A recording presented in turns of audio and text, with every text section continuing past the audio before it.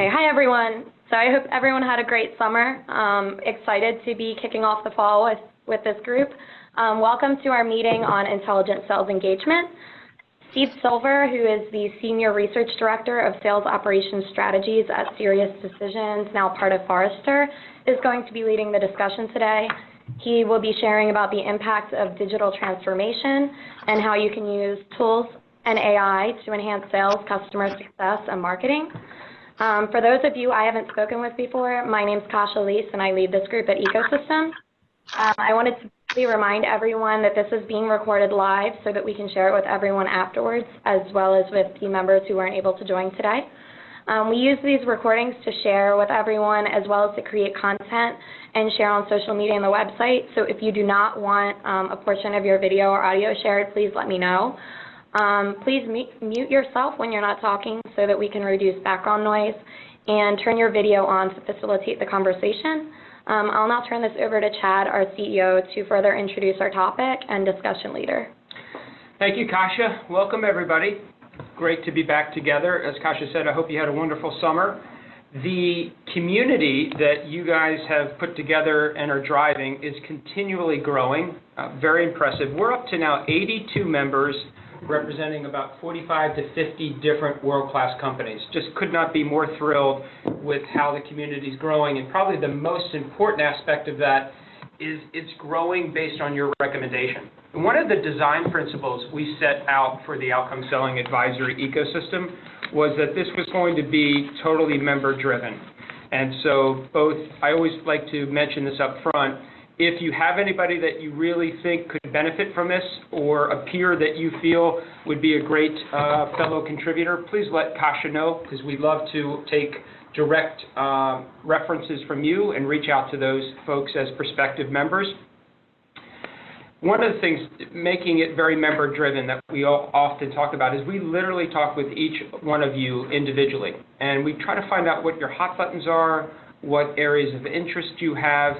And one of the topics that has kind of built a little bit of a pattern to it, there's been some frequency, is this topic of intelligent sales engagement, artificial intelligence, AI. And so we, to our design principle, made sure that we put together a world-class agenda for you today. We've got an expert in the area, Steve Silver, who I'll introduce, that really can help facilitate our discussion and really take it from the standpoint of what is real on AI and what is not. How does AI fit with sales? How does it fit with marketing? How does it fit with customer success? There's so much buzz about this emerging technology, and our attempt today is to get very concrete. What are the use cases that Steve, in his role of a research director, is seeing unfold so that it can help the community? What are concrete things that people are doing to get quick wins? We've heard that from the members. And ultimately, maybe even a discussion of what isn't working or what is still kind of amorphous. Because our intent here is to give you that very pragmatic view and allow you to help guide the session, as always. So as Steve facilitates this, we always want to reinforce that at any point, Steve will pause and ask questions, and we want this to be a conversation and not a presentation. So feel free to jump in and probe and ask, and anything that we can't get to in this hour power of action and insight, we will make sure that we follow up in some Q&A for you as well. So know that if a question goes unaddressed, Kasha and team will make sure that gets to Steve and that he provides some thoughtful feedback. So let's talk about Steve a little bit and introduce him properly. So Steve, 25 years. Here's a little bit of our agenda. So we're going to talk about this sales activity studies results that Steve and SiriusDecisions, now Forrester, have been compiling. And members will love this. It's upwards to 11,000 survey respondents. So a real rich history of what sales activity is unfolding and some of the impacts. Steve will review that. We'll talk about these kind of very concrete use cases for AI. How's it being deployed? How's it being considered? What are quick wins? All driven by your curiosity and interest. And then we'll talk about some of these areas in particular where Steve kind of goes through a bit of a case study on mapping some of this AI technology to the revenue engine and some actionable insights that you can take with you going back into your company. So with that, let me provide a little introduction to a friend and somebody who's been very close to ecosystems over the years. Steve actually was on our podcast, The Voice of Value, a couple years back, talking about sales intelligence platforms. What you'll find with Steve is he's thoughtful. He is considerate of all perspectives. Probably the thing I like most about Steve's background is here's somebody that was in a leadership role in sales operations, in a leadership role around sales, in a leadership role around product management, in a leadership role in engineering. So he brings that cross-functional view to this research, which I think is invaluable. He has a multidisciplinary view on these topics, which I think will really benefit the members. And he's excited to kind of jump in with you, and so I'm going to turn it over to Steve now. Well, thanks, Chad. That's a good introduction. I think mostly what I have are the scars of failed technology implementations to show for all those years running sales operations. So as Chad mentioned, though, we can certainly keep this interactive. Please feel free to ask questions. We spend a lot of our time as analysts at SiriusDecisions, now Forrester, talking to our clients about sales productivity and what is it and how do we improve it and how can we get more reps making quota? How can we ensure reps are spending their time on the right prospects with the right messaging and chasing the right opportunities? And how can we make sure that the sales technology that we're purchasing and deploying is actually helping reps be more productive rather than inhibiting their productivity or actually taking time away from their productivity? And that's kind of the key word is time, because sales time is a limited asset. You can roughly take the number of sales reps you have and multiply it by the average of 53 hours per week that the sales rep works, and that's sort of your upper limit in terms of sales time. So there's effectively two ways you can increase the sales time available. One, you can go hire more sales reps and, 53 hours a week at a time, try to get them more productive and acquiring and retaining your customers. Or we can take our existing set of sales reps and do things to give them more time to focus on acquiring new customers, retaining customers, driving greater value, hitting more quota. For most of us, it's actually a combination of the two. We're growing, we're hiring reps, but we're also trying to improve the productivity of our existing reps. So to bring some data to that, about 6 years ago, roughly, we launched something we call the Relative Productivity Framework. And through the framework, we're quantifying or categorizing sales rep time into the 4 buckets that you see here of core selling activities, non-core selling activities, internally facing, or activities that are directly engaged with a customer. So in that upper left bucket, the streamline are things like preparing for a client meeting, conducting research, perhaps prospecting for new customers, putting together a quote, anything that is directly related to a client or an opportunity. In the lower left, that non-core internal are internal emails, internal meetings, internal travel, non-customer related travel, filling out expense reports. In that upper right are direct engagement with clients through in-person meetings, phone calls, emails, other forms of interaction with clients. And then in that lower right are direct engagement, so client supporting, but not necessarily core to what we hire sales reps to do. So these are following up on an invoice, helping a client solve a service issue, or internal networking to track down and resolve some sort of client issue. And I mentioned that we've done this for about the last 6 years. Chad said we've now surveyed or studied about 11,000, a little over 11,000 sales reps. And what we find is that the average sales rep works about 53.7 hours per week.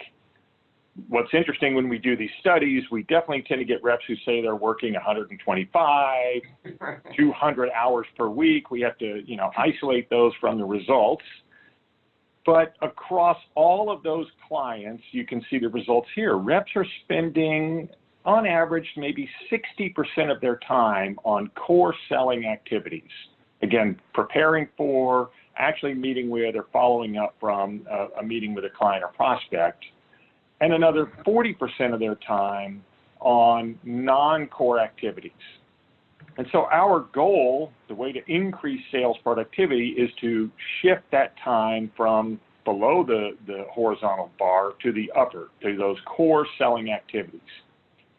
Now, we all know, we've all been doing this long enough, you can't eliminate all your internal meetings. You can't eliminate or delegate every activity. So there's always going to be some percentage of time that has to be focused on non-core activities.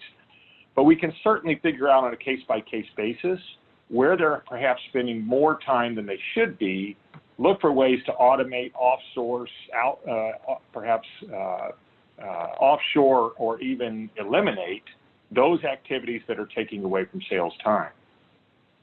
Now, I was actually describing this to a client this morning who's getting ready to kick this off, and they said, well, how do we know if we give them back 30 minutes, an hour, 2 hours per week, that they're going to use that time productively, right? That they're not going to just go off and work on improving their golf handicap or spending their time with their family. And I said, well, first of all, what's so horrible about that, right? As long as they're still productive. But the reality is there's a quality of time component here that isn't really covered in the sales activity study. So we can shift time into those upper two areas, but unless they have the right skills, the right competencies, the right knowledge to execute in front of a customer, we're probably not going to get a lot of incremental sales productivity.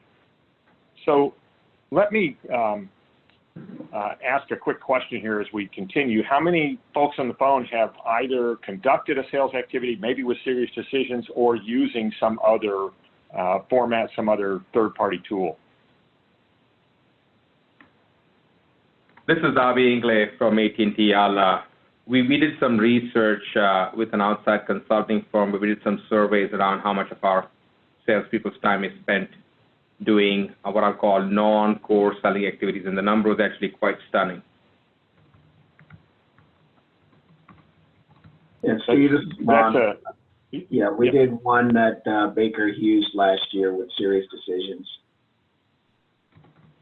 Ah, that's right. You did. Yes. Yeah. Yeah, I remember that, Ron. Mm-hmm. So I'll just tell you that for our clients, and really for everyone who's sales operations, sales enablement, even customer success, it's something we recommend doing on an annual basis.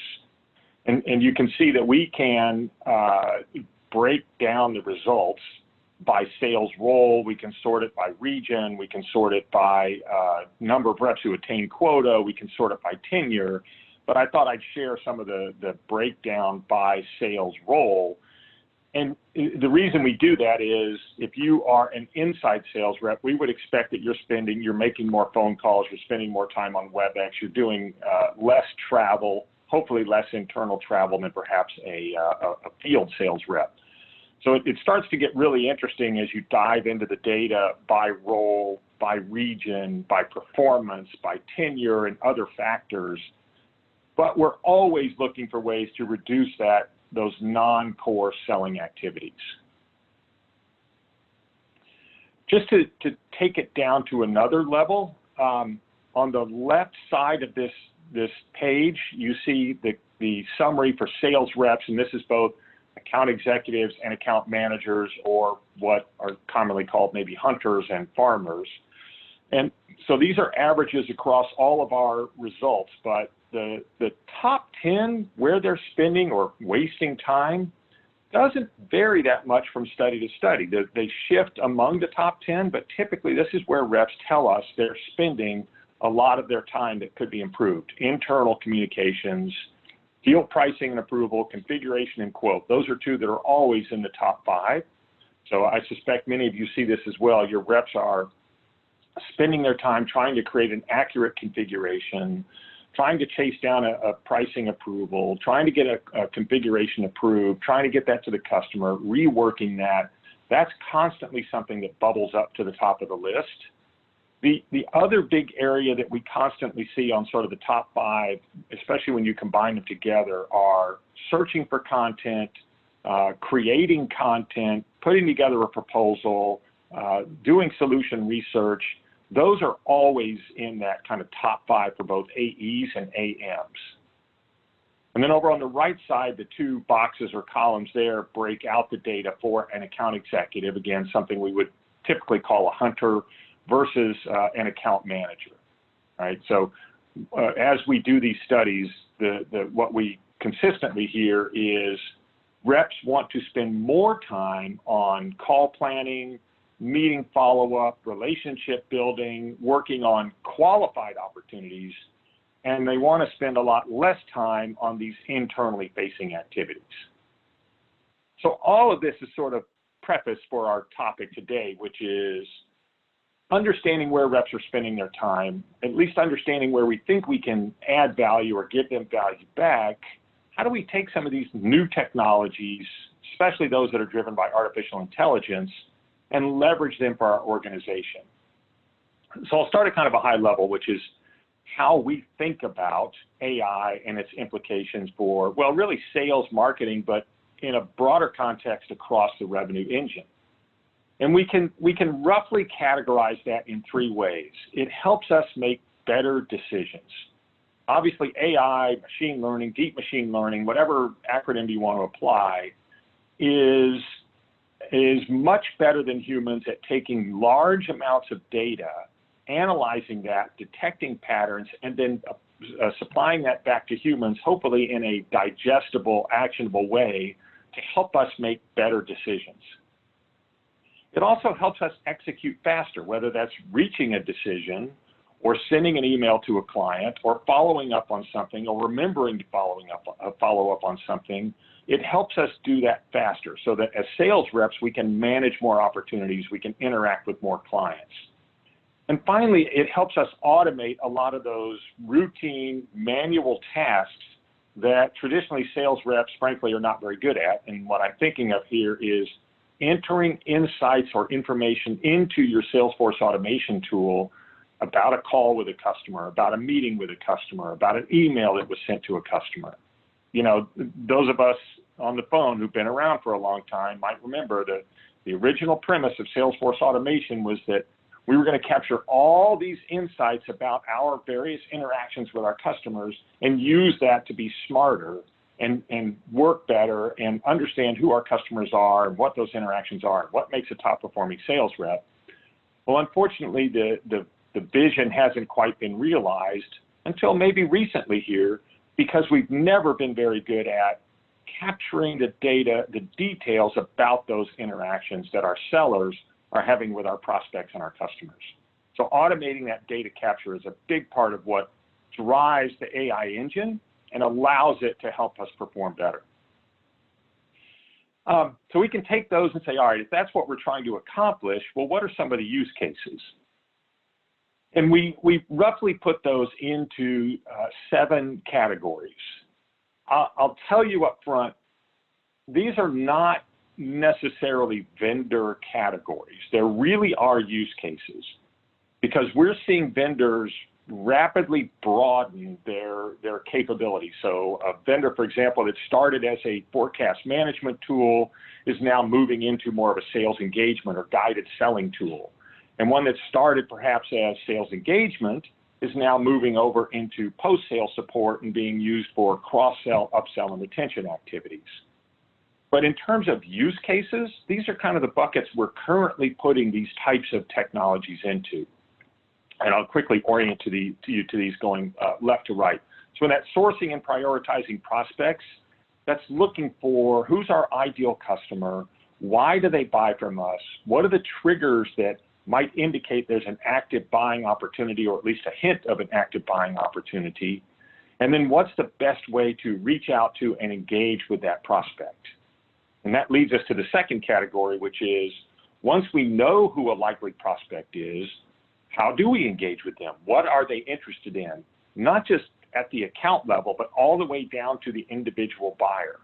So if I'm trying to sell to a CIO or a CTO, what are the things that might resonate with them about our product based on what we know about their typical pain points, what they've done online, what their digital footprint looks like, what their company is, what initiatives they've announced, and how we might have interacted with them in the past. The third category, sales resource allocation, performance management, really more of an internally facing tool. This is, we're thinking here about planning tools, quota allocation, territory design, compensation design and management.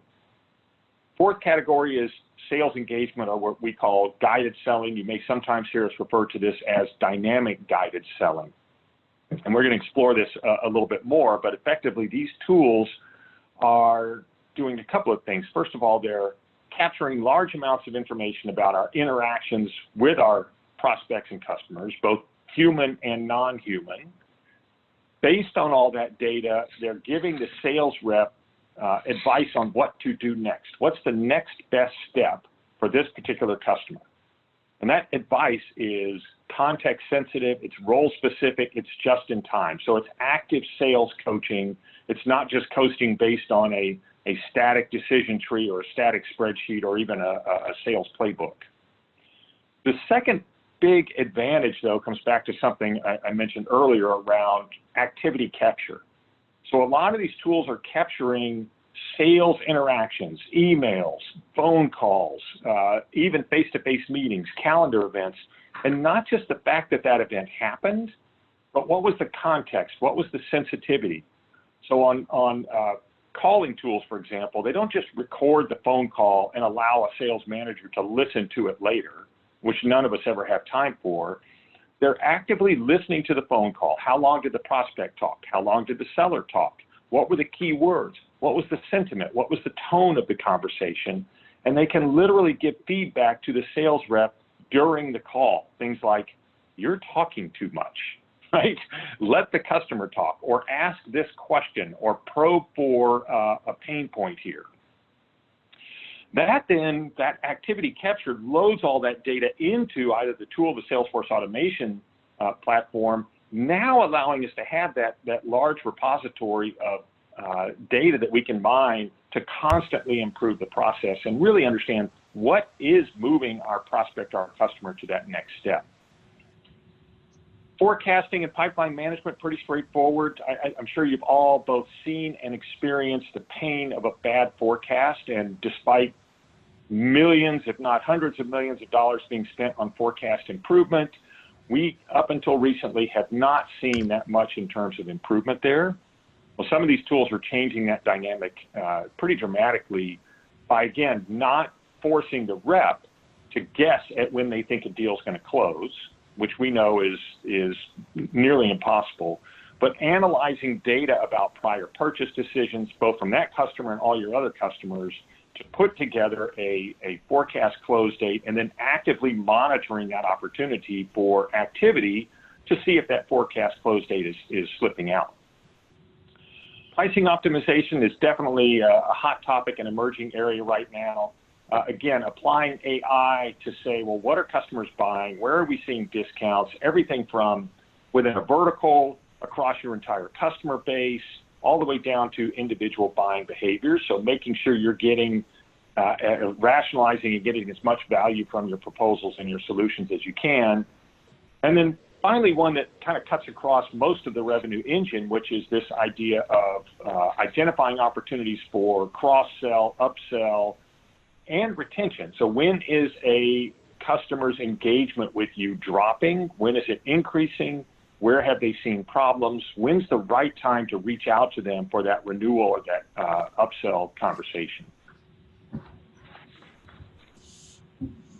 And, you know, it's even kind of stepping aside from that for a moment, when we start this conversation with a customer, where we typically start is, what is it you're trying to do? And, you know, we can break this down into all sorts of pretty diagrams. I like this one in particular. But at the end of the day, it's all about holistic and predictable revenue management. We're all trying to grow, but we need to do that in a way that we can forecast, that we can manage, that we can measure, and figure out where do we have potential issues in terms of driving revenue growth. When do we need to increase demand generation or maybe decrease that? Where do we see customers getting stuck in our pipeline? where are we starting to see issues with retention and renewal. So we can start with what we call the demand waterfall, demand creation, moving customers through the pipeline, and then, of course, retaining them. But we then think about, well, what's the work that needs to be done? And at a high level, it's targeting, engaging, qualifying those customers when they're in the demand cycle.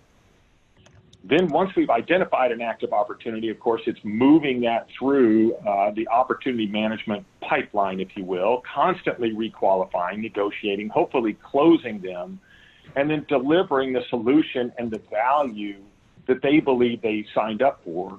Once we've done that, we can, of course, circle back around, and this really should be a circle of retention and growth. Oftentimes, as you know, that first sale is really just the tip of the iceberg. It's a trial, and it then opens up additional opportunities for revenue growth.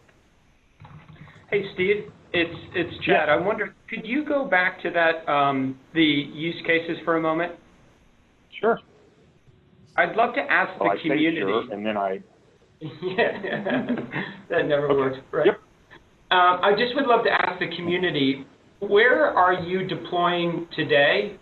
Or maybe where are you considering? It would be fun to get a little bit of an assessment from the community on across these 7 dimensions, what use cases are piquing your interest, and where do you find yourself wanting to put some concrete wins around?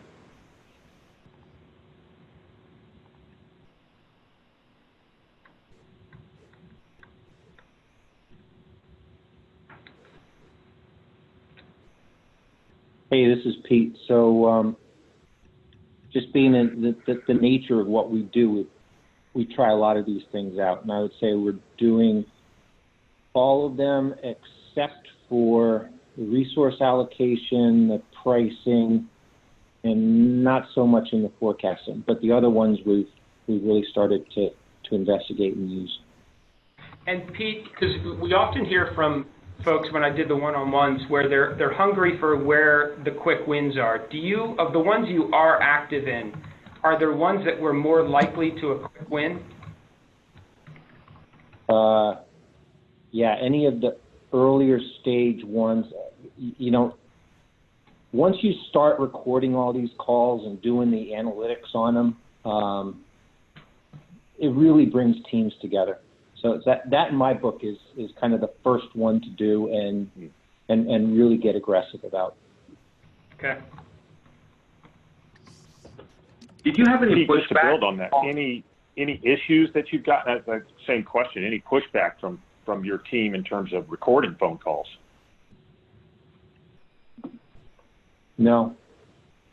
Nope. No, and that's surprising. It was more. It gives you a way to if you do a good call, you want everybody to hear about it. So those things get broadcast pretty quickly, and it goes. You kind of shy away from any of your bad calls, and so it's a good way for self-promotion. Good point. Any other thoughts on use cases that the members are interested in deploying or considering? This is Kelly. I can chime in with one. I'm on the retention side of the business, so we do a lot on the acquisition side with our initial pipeline and our marketing generated leads. We're starting to kind of dip a toe into it from the cross-sell and upsell side, which is something that our CSMs handle instead of going back to an AE. So we don't really have a good forecasting mechanism for that to see, which accounts might adopt some of our newer products and services. So something we're thinking about. We haven't done it yet, but interested in getting a little more precise with the pipeline management there. Okay. Excellent. We are starting to experiment with digital as a way to cross-sell, upsell, and get demand signals from our customers, especially as we put more and more of our products in a digital context, because we have fairly good information on the digital side of what they actually have versus not. We are now getting to the point where we are starting to surface offers, and we can then also do private offers and private pricing to experiment with what customers get. Was that Avi? It was. Yep, thank you, Avi. That's very interesting. So having this digital kind of being able to inventory their behaviors and then trigger either custom pricing or upsell opportunities. Mm-hmm. Very cool. I would be interested in asking the folks out here, do you kind of run into the, we were in a fairly, what I'll call sales self-guided mode for a long time in terms of prospecting and data, and the marketing team was more of sales support. We've kind of pivoted into much more of a data science methodology, but sometimes we have difficulties getting some of our sales reps to understand how much more science and data is being put into the, I'll call prospects, but they're really data-informed prospects at this point. They're not just, leads sourced from a random list. And we struggle with them working those versus working and self-prospecting, which we know is more inefficient. Does anybody else struggle with that, and what did you do to get past that?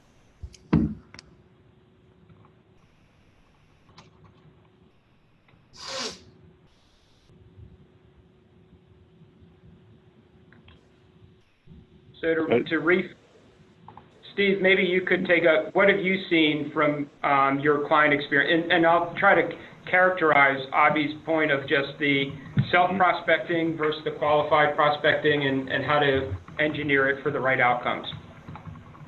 So I'm going to skip forward a slide because I want to talk about something we use with our organizations. Many of you may have seen this before, something similar to it. It's been around for a while, but that's what we call the Demand Waterfall. And so that's the sort of the left side of the revenue engine here, if you will. And what we do with clients is bring sales and marketing together, sometimes in a workshop, sometimes locking them in a room together to force them to understand, well, what is a lead? What's a qualified lead? When should sales hand this over, marketing hand this over to sales? And then what's the expectation on sales to follow up on that? And you really have to have that discussion even before you start deploying some of these tools, because there's got to be that alignment between sales and marketing, right? So, and it is interesting. We often see sales organizations that those leads for marketings are, I'm going to use not good, right? I don't want to work on those. Meanwhile, marketing is investing a huge amount of money in identifying that ideal customer. What are those triggers that would say there's an active buying opportunity going on, routing those to the right salespeople, only to watch it just sort of, die on the vine, if you will. So you've got to have that conversation up front.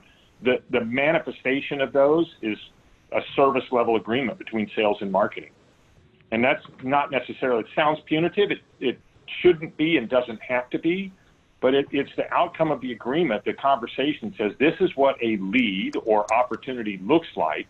This is how we're going to send it to you. This is the expected response in terms of time for follow-up and how you're going to follow up and how many times you're going to follow up, and then a tracking mechanism to put on top of that. So I suppose the good news there is it's not an uncommon situation, but it's certainly one that can be addressed.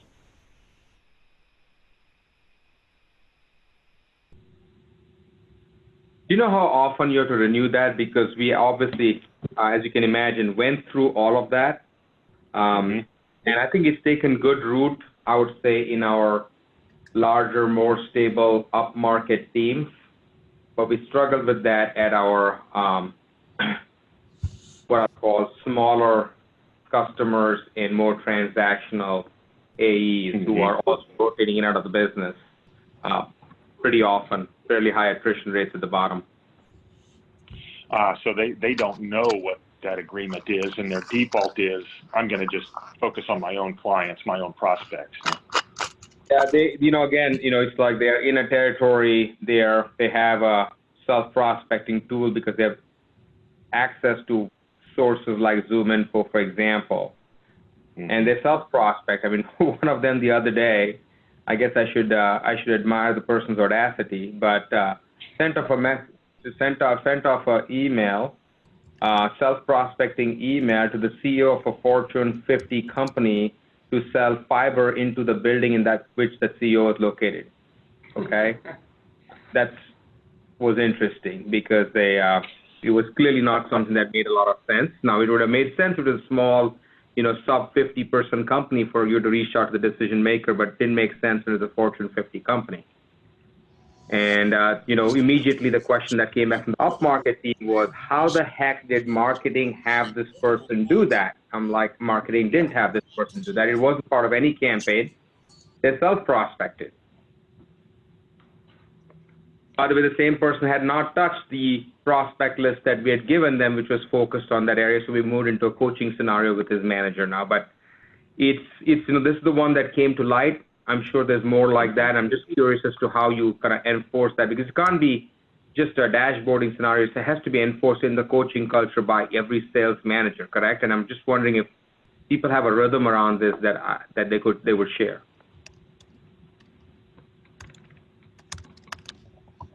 Hey, Ron, maybe from your perspective at Snow, is there a rhythm with the frontline sales managers to have that discipline on how to prospect and the intersection between the marketing qualified leads and their own prospecting efforts? Well, here at Snow, just to be perfectly honest with you, we're going through a major transition here. We have a ton of new sales folks that we're bringing up to speed, as well as changing some of our marketing and connections to sales. So typically, as we've been doing in the past, we've been, bringing in those prospects and then kind of working through a kind of a standard process that we have. But again, we're still looking at new tools, new ways of automating and connecting the dots here on that particular process.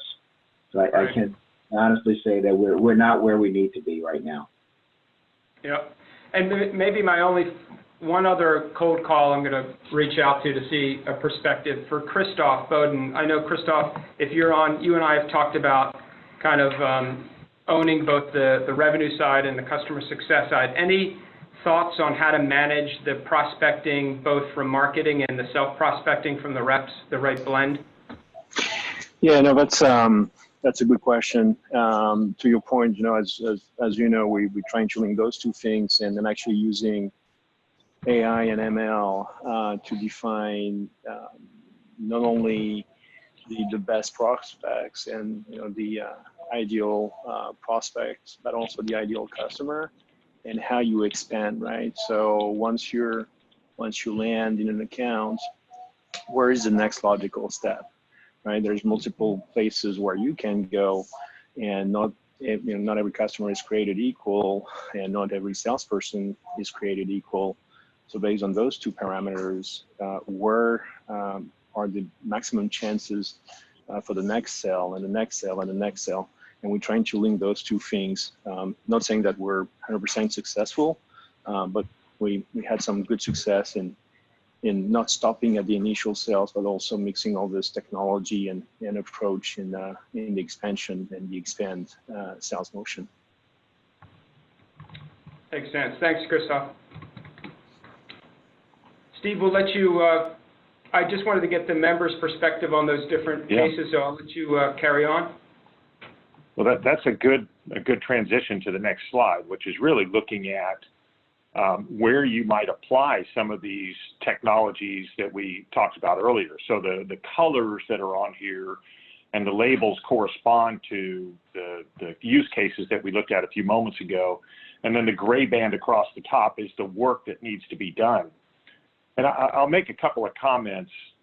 First, you're seeing these technologies that used to be targeted just for marketing, just for sales, maybe just for customer success, broaden and stretch across that entire revenue engine. And the most obvious ones are the insights for engagement that I think was just described. You can use that kind of technology to look for new customers. You can use it to work with existing opportunities. You can use it for retention, upsell, cross-sell activities. And then, of course, the other thing we're seeing is vendors consciously and understandably so, broadening their own capabilities. So you've probably seen, technology maps put out by a variety of analyst firms, and it's gotten to the point where you can't even read the logos anymore, and it's almost impossible to put some of these vendors into these categories. And that's one of the challenges, I think, both certainly for us as analysts, but also for you as potential consumers or owners, if you will, of these technologies. The explosion of vendors who are going to come in and solve all of your sales productivity problems has just been crazy over the last 5 to 6 years. And you balance that with the fact that a lot of our clients are complaining a little bit of what we might call technology fatigue. And what I mean by that is they say, well, we've tried a lot of this stuff before. It didn't work, or we didn't get the results we wanted, or maybe we've replaced it. What's different this time around? And there is no simple one answer there. We'll talk in a moment about kind of how to prioritize some of these initiatives. But that for us and for our clients is definitely a problem, this idea of technology fatigue and being overwhelmed by the number of vendors out there. I'll show you very quickly how one client of ours has leveraged some of these technologies. I want to state for the record, this is not an endorsement of any particular solution. This is about a $1.2 billion supplier of data centers, and this is where they're leveraging the technology. So upper left, the sort of dark blue, those are identification for engagement. The red are those tools that they're using in the sales process, either for engagement with customers or to track those engagements or for dynamic guided selling. The yellow is a forecast management, pipeline management tool, and then in the blue are sort of some of those internally facing tools for automating the process, either capturing sales data, capturing phone calls, or automating the contract management process and compensation management. So again, let's pause. I'm curious if anyone has feedback or if you've tried any of these and you have a success story or that you can share with the rest of the group.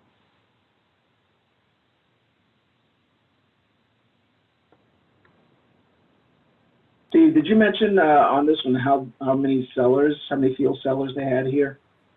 Let's see. I want to say about 225. 225? Okay. Yeah. Interesting.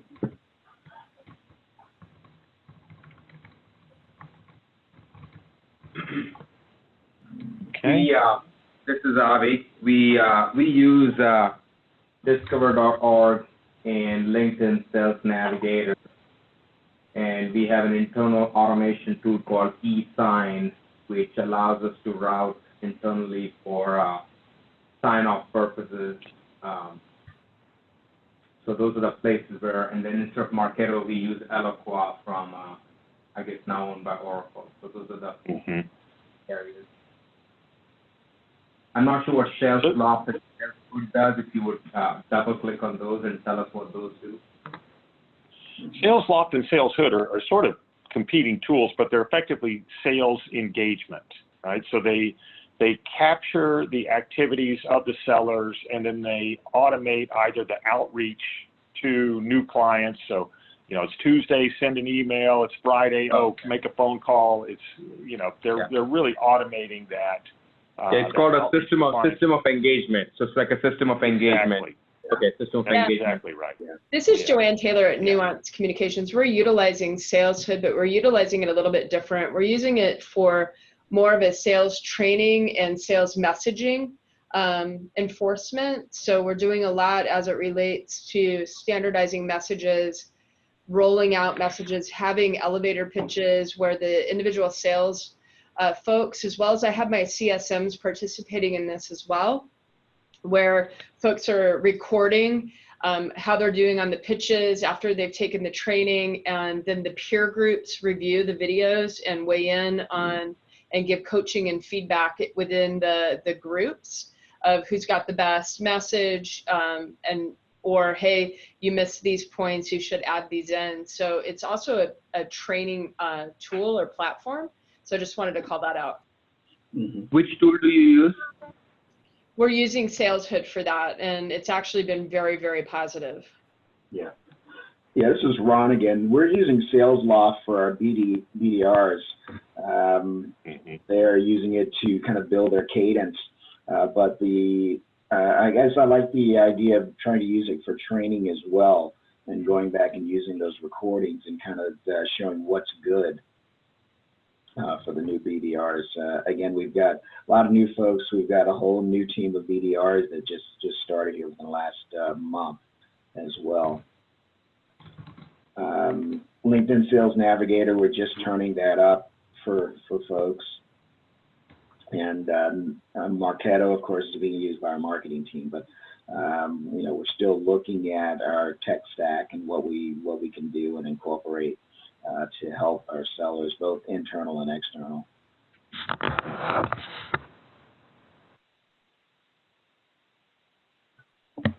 Okay, thank you for that. And interesting how nuanced you guys are using it, not just to capture sales activity, but to document what good looks like and then help propagate that amongst the organization. Yeah. Really good use case. Okay, I'm keeping it on the clock because I know we've got a couple more topics to get through, so I'll move through this quickly. When we work with clients, and you guys are going to get all these slides, so it's not just chasing the shiny new object in the room, right? We want to start with, back to that sales activity study, where are you seeing some of the challenges?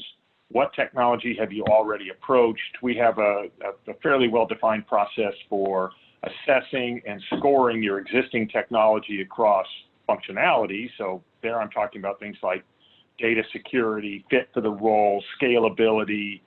We look at adoption, we look for the gaps, and then we just go through a process of figuring out where are some of those gaps. What could you do? Do you need to replace the existing technology? Do you need to augment it? Can it be integrated into another tool? Can it be eliminated altogether? Prioritizing, and then, of course, execution and ongoing management. Quick case study. In this case, it's a software service provider. They're a global organization. You can see about $850 million in annual revenue, with a lot of customers that vary from small 5-person organizations up to multinational global nonprofits. Kind of similar situation to what was described earlier. Their reps were creating and sending a lot of batch and blast. Someone would buy a list. Sometimes the reps would go acquire a list. They would just send out emails without regard for who was a recipient, even are they an existing customer? Should I be marketing into this person? When marketing handed leads over to sales that were, at least in theory, qualified, sales might not follow up on them. There was no tracking system, no accountability, no prescribed rhythm, and you know, just a little bit of a mess where demand creation, management, and ongoing customer interactions were considered. So we went through, like you just saw, we did a sales and marketing tech stack assessment. We looked across that entire revenue engine. We went through that service level agreement process, including understanding who are the owners of these particular processes. One thing that I'm sure resonates with everyone on the phone is we were careful not to just automate existing processes. In many cases, you just end up doing bad things faster that way. So you really have to step back and say, what will this new technology do, and how do we need to change our processes to accommodate that? And then finally, change management and adoption. You can't just launch this stuff over the transom and hope that it gets used. You really have to teach people again and again and again how to use it, where the benefits are, and what the value is in these various platforms. But the results in their case over about an 8-month period were pretty impressive. So you can see, you know, almost 50% increase in marketing source leads, qualified leads, leads that sales considered qualified. So almost a 20% increase in sales opportunities created, and a 16% increase in opportunities won. Just as a way of saying this can work if it's approached carefully, if it's done with the end in mind, if you've done something like understanding where your reps are wasting their time, where some of those time sinks are, where the challenges are within that broader revenue engine. And then the last thing I'll share is how we think about these types of transformative efforts. And it's always a question of weighing what's the potential impact from this versus the complexity. How can we get started? And we typically start on the lower left. It's not always about new technology, but it always starts with the people, then it's the process, and then it's the technology. So you're always looking for those quick wins. What can we do short term to earn the right to continue to address this topic of sales productivity? So that's really it for, I think, my portion. I'm happy to take questions. I know we wanted to leave a little bit of time at the end for Mike Plaska, the CTO of Ecosystems, to have a conversation with us. But Chad and Mike, I'll turn it back over to you. Thank you so much, Steve. Any parting questions for, and let me give a couple of points here. As Steve mentioned, we'll make sure that this deck is available to everybody as a follow-up. There'll be a video recording on the full version of it as well. And if by chance there's any questions that you didn't feel you had a chance to, or you want a more thorough answer to, feel free to send them to Kasia, and she will endeavor to get those to Steve, and we'll get them back to you promptly. But any parting questions before we talk a little bit about the member platform that you all have access to? Hey, Chad, this is Erin. Can I ask a quick question? Just because I know it's important to understand the baseline. What is the methodology, Steve, you use to do the time study for these sales reps? Are you asking how do we, is that a question for me, Erin? Yes, for you, yes. So we have it's a self-reporting. We have a standard survey that we send out to the sales reps. We do that over the course of what I'll call an average sales week. So not one when they're in training, not the first week of the quarter, not the last week of the quarter. And we ask them to fill out how they're spending their time in one of 39 different categories. Okay, so it's a point in time kind of we're asking them to self-report. It's not something that we track them over a period of time. It's not real intrusive. And do you see it as being transferable to other functions like customer success, that time study? Yeah, we often get customer success participating in it. I would say if we were going to do it exclusively for customer success, we'd probably want to tweak some of the survey questions, just because the roles are a little bit different and where you want them spending their time. But I definitely think, and you could use this same philosophy, the same approach for a customer success organization. Okay, great, thank you. Sure. Great question, Erin. And so and not to over-summarize it, Steve, but I guess the big kind of bumper sticker is that there's about 40% of the average, let's say, customer-facing resource that is trapped in some set of activities that aren't core to the engagement of a customer. I think that's a good summary. Yep. And probably to Erin's point, a good rule of thumb that could be applied to some other parts of the business with some tweaks. Excellent. Well, thank you again, Steve.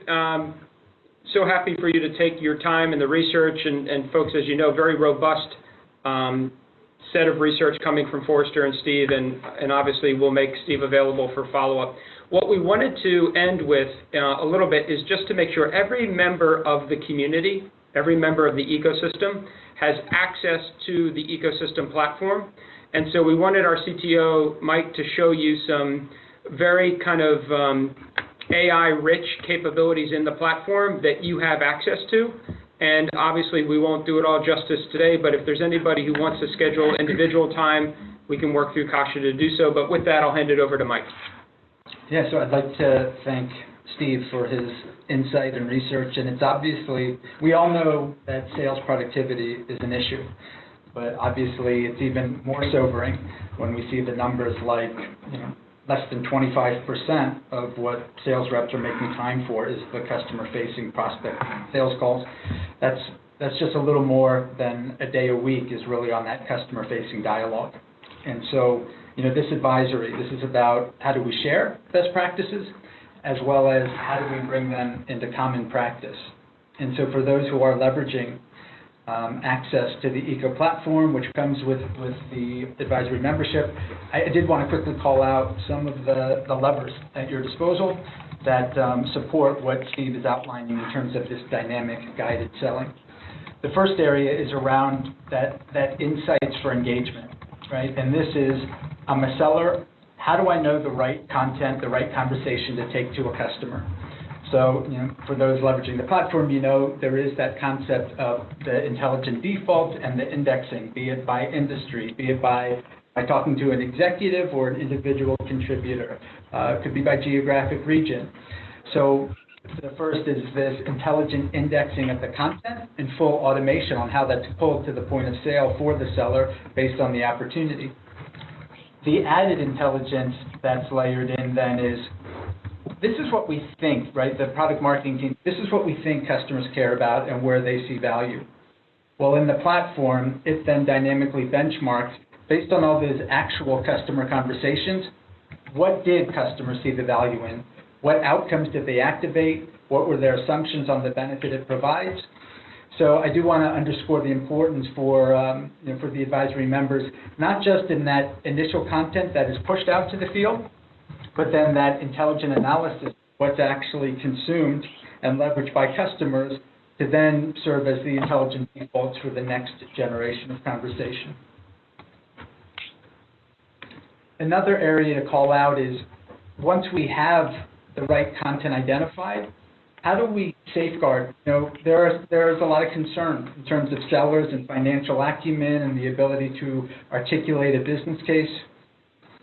In the upper left, we have here's an outcome-based conversation that's being quantified.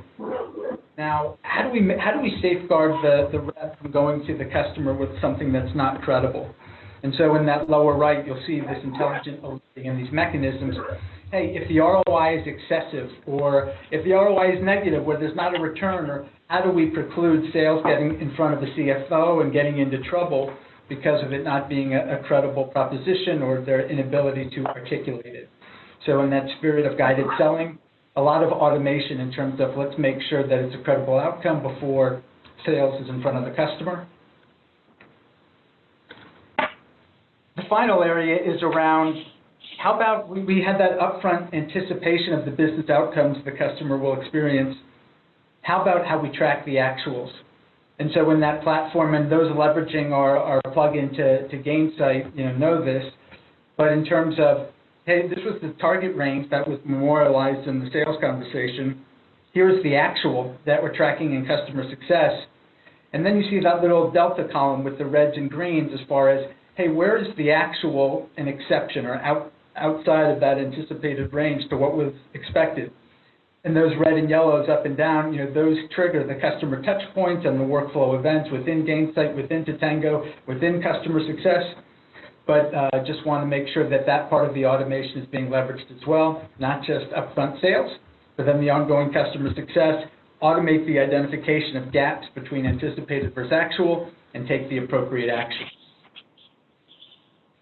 As far as for the Q3 release and what everyone will have access to starting October 1st, there is going to be a series of good enhancements around the oversight.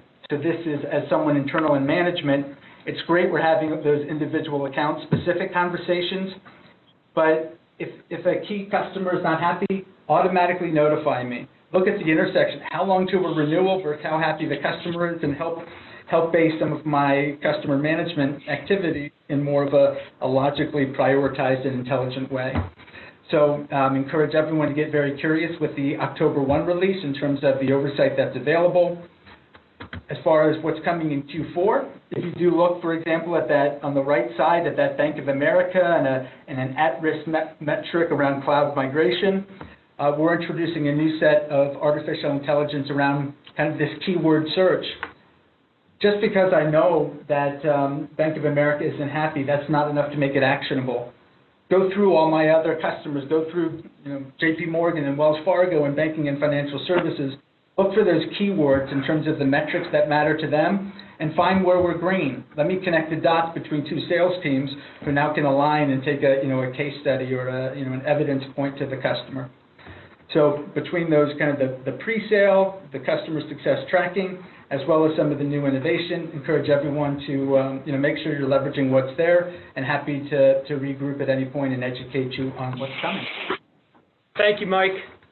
We always endeavor to start on time, end on time, so we're right at the hour. I love the engagement today. Really excellent questions, new member voices coming through, which is always very encouraging. As Mike mentioned, if there's any curiosity on what your access has on the platform, Kasha's our great kind of point of contact on that, and we'll get you to the right resources internally. We have some great sessions coming up. Want to thank Steve again for all of his insights. And we have a session coming up in the fall. Kasha, when's the date for Christoph and Mike? Christoph and Mike will be on the 6th of November. Okay, so Mike McGinnis, Christoph Bowden, two Chief Customer Officers, are co-hosting a session which will talk about the roles and responsibilities of sales, account management, and customer success, a really fertile topic and one that members are excited to launch into. And you can see some of the dates right here on the content agenda. So with that, I wish you a great day, and thanks all. Take care.